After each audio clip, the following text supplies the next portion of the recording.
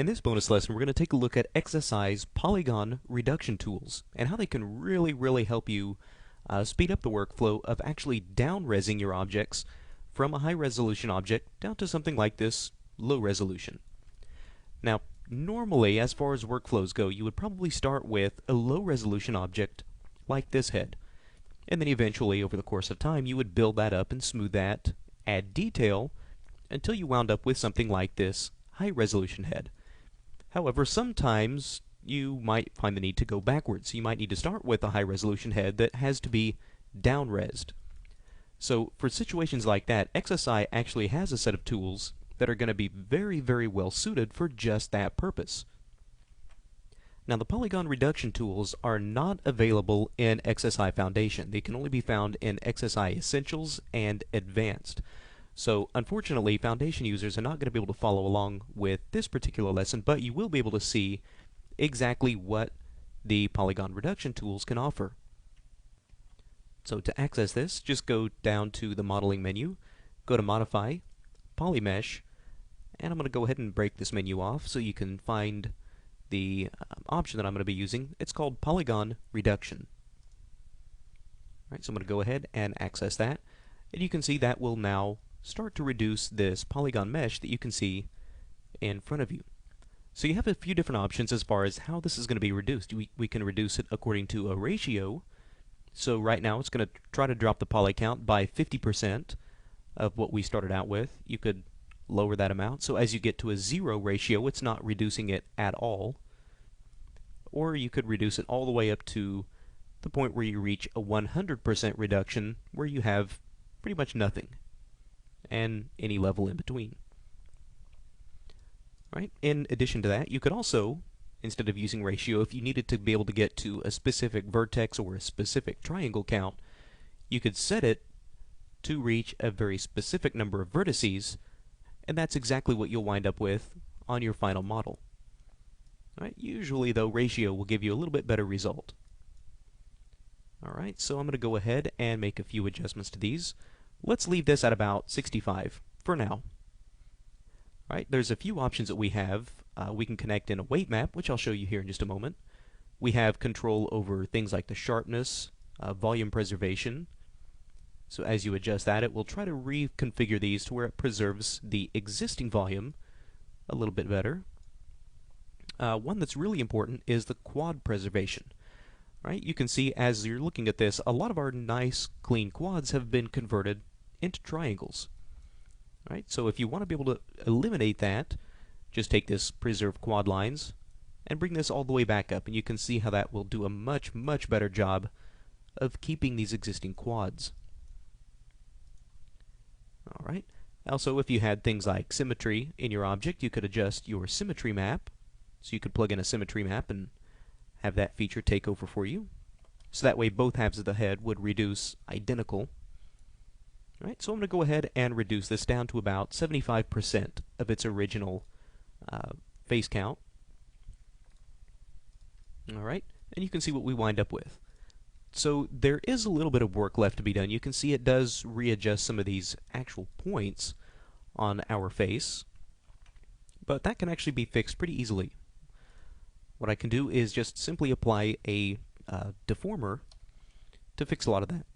So what I'll do is I will shift select a lot of these faces, or a lot of these polygons. Just press the Y key on my keyboard to marquee select these actual faces. So what I'll try to do is grab a lot of these polygons that are right in the facial area of our character.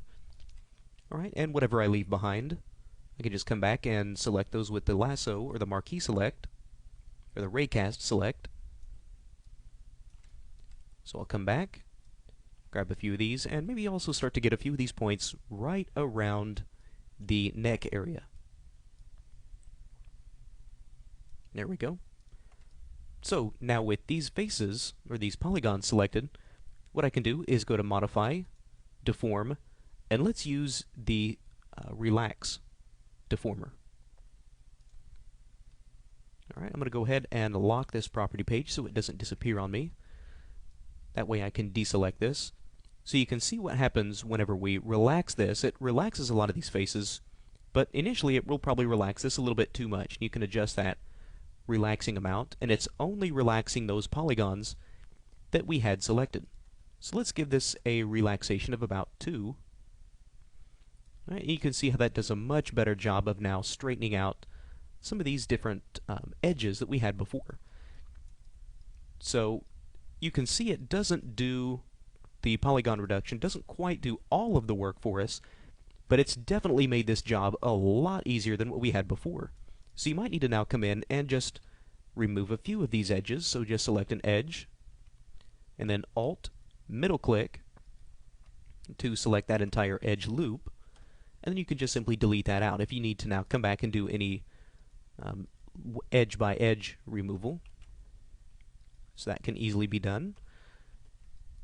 And you can start to see now just how quickly this can go from here. Now, I'd mentioned something a little earlier about using the weight maps. Right? If you want to see the weight map in action, what I can do is come back. Let's just remove these operators that we had before. So let me remove these components. I'll remove that operator, and I'll go ahead and just remove the polygon reduction while I'm at it. Right, so we're pretty much back at where we started. Now, if you want to be able to use a weight map, you can use a weight map to actually protect certain areas from the polygon reduction. So to do this, what we first need to do is generate and paint a weight map, then we can plug it into the poly reduction. So to do this, let's go to Get, Property, and let's add a weight map to this character. Alright. Now to paint this weight map, just simply press W on your keyboard, just W for weight. Right, I'm going to middle click on my mouse to reduce this paintbrush size. And now what I can do is either left click to paint an area or right click to remove painting. So let's say I want to protect this nose from the poly reduction. What I can do is come in, paint this weight map around this nose in these areas. Okay. Now, I'll just tap my spacebar to go back to an object mode. And now let's reapply this polygon reduction. Remember, the weight map has to be done before you apply the poly reduction operator. So let's apply this. And now in the weight map, let's go ahead and plug one in. We'll go to Connect. We'll go to Poly Mesh, Clusters, and we'll use this weight map that we just created. And now you can see these areas around the nose are being protected by that weight map. So as I increase this ratio, you can see these areas that I protected from the weight map are no longer being reduced. And that will hold true until you reach a certain point when it obviously has to start reducing some of these faces to meet the ratio that we're asking it to do. So there you go, you've reduced this character a lot, but still able to maintain all of these faces around the nose thanks to that weight map that's been attached into this poly reduction operator. So that's XSI's polygon reduction tool. Like I said, a very, very useful tool for being able to really speed up the workflow as far as being able to down-res your models from something like a scanned model or just any kind of a high-resolution film quality model down into something that would be much more suitable for games, really speeding along that workflow.